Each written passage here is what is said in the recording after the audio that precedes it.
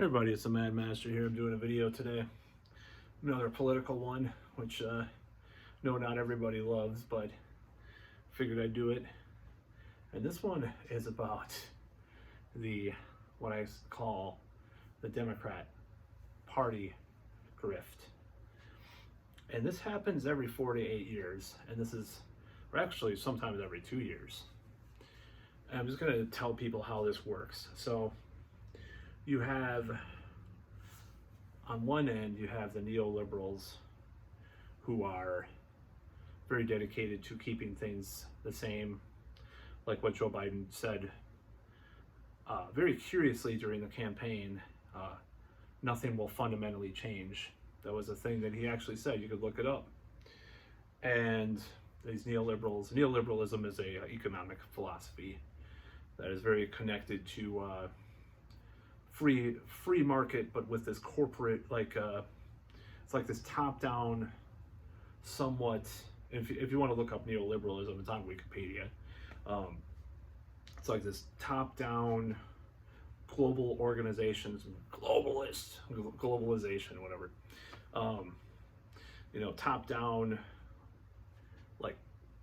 basically they would call them back in the fascist days cartels, but it's like these groups of corporations and public officials controlling, trade and everything. It's not socialism. It's not workers-owned cooperatives or anything like that. So anybody that says, they want socialism, they want communism, it has nothing to do with fucking even regular communism. Anyways, it's actually closer to fascism, just to be honest. Whether people believe it's like any authoritarian state is inherently leftist, like a certain person said. Whatever. We can argue that all day. I don't care about that. So these that's what neoliberalism is. It's kind of crony capitalism, cartelism, and the Democrats, especially over the past 35 years, have been very much beholden to this type of capitalism. I wouldn't say more so necessarily than Republicans, but in a very insidious way. And it is starting to shift that Republicans, like Trump, let's just talk about Trump. It's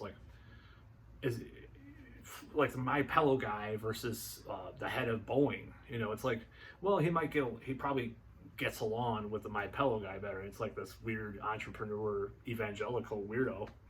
But the fucking, the Boeing guy will get along with Trump, but he thinks he's kind of he's kind of abrasive, and then he'll be more beholden to Biden or something, just to give an example, maybe. And I'm not saying that Biden is more deep state or something like that. Well, regardless of what you think about that.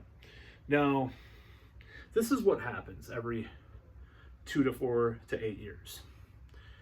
There's these themes and these tropes that get pushed. There's first of all, because I belong to some of these fundraising organizations, and because I've given to Democrats in the past, like a year and a half ago, I gave to Tulsi Gabbard, Bernie Sanders, and I think I gave to, give to Cenk Uygur? It's kind of funny that I'm bashing the guy now, but I don't think I gave to Cenk. I think I didn't give to Elizabeth Warren. I cannot remember. There's a third one I gave to. It's probably a public record somewhere, but it was all through Act Blue or something like that. So what they do, this is what they do. This is how the grift works. So they start sending these emails right before the election. We got to get this so-and-so Republican out of here. We've got to save abortion rights, or save the minimum wage. We got to increase the minimum wage, whatever that. And a lot of the time it's really lofty stuff, like 15 an hour, pulling the troops out of Afghanistan, whatever, which Biden is doing, but not on Trump's timetable. He pushed it out. Some say there's a devious intent behind that, because there might be more attacks and he'll have to just keep in there, he's delayed it on purpose. I don't know about that, but I'm just saying. So this is what you get: these big promises, these contribute to this nightmarish Republican, this straw man scapegoat person that we're trying to get out, even though a lot of times they are bad. They are bad. The Republican person they're talking about, but they're not. It's like they're not a monster. Like they blow it up to be like like a extreme monster. Like let's say they blow them up to be Godzilla, and they're just regular Frankenstein or regular, whatever. I don't know, Megatron. Whatever you want to call it, whatever metaphor you want to use.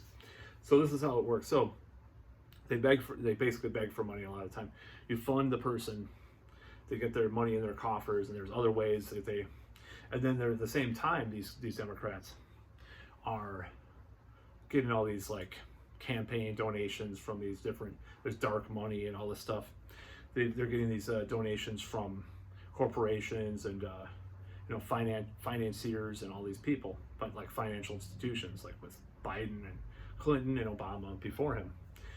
And I mean, that's what happens. So they say all these promises, and then they get in office, and then the cycle it's like they start to like not do anything. They'll do a little bit of something symbolically, and then they'll stop all of a sudden, like right now. And they're gonna blame Joe Manchin or Congress or whatever, not doing things. But they when you look at their actual actions, they're hardly doing anything. They're not, they do less than Republicans as far as aggressive actions, like shutting down the government, or they don't do anything like that. They don't try to do a lot of these different actions that would make bills like force the vote, for example, was one example of that, where someone like Jimmy Dore was talking about this, like you have to force the vote, but no, we can't do that right now. We can't do that right now. It's like this endless thing, this endless loop. So they say they can't do it, or what, the filibuster controversies and all that. All these things kind of go together. So they're kind of just like apathetic and like, yeah. This is kind of the Democrat thing. It's like, oh yeah, we talked about that. We can't do it right now, though. They don't pay attention to their constituents. I can't talk tonight. But they do similar things like that. So, and then around, midterms, guess what happens? These emails. We've got to save ourselves from this evil monster Republican. Oh my God, he's such a terrible person. And they get more progressive and more left wing at that time, but it's all a fucking act. It's all a charade. It's bullshit. That's what happens. And it's a grift, because they're making all this money. They're getting all this support. They're flying on taxpayers' dime to whatever and doing all this stuff. And sometimes they'll get stuff for their district and all that shit. Obviously, whatever. But in the meantime, they're, getting all this money from all these people, and they're getting rich off their own stuff. There's like a little sliding door between private industry and public service too. That's what you see with a lot of these people too, or get these speeches for these huge sums like Obama or Hillary. You go do speeches in front of Goldman Sachs and all these corrupt fucking crooks. So it's kind of the grift. It's like it's different than the Republican grift, and I could do videos about that, but I really, the problem, it's the reason why I do these videos about Democrats is because most people just are so ill-informed or naive. They don't know this is kind of this cycle that goes over and over again. And it goes on a more macro scale with the presidency.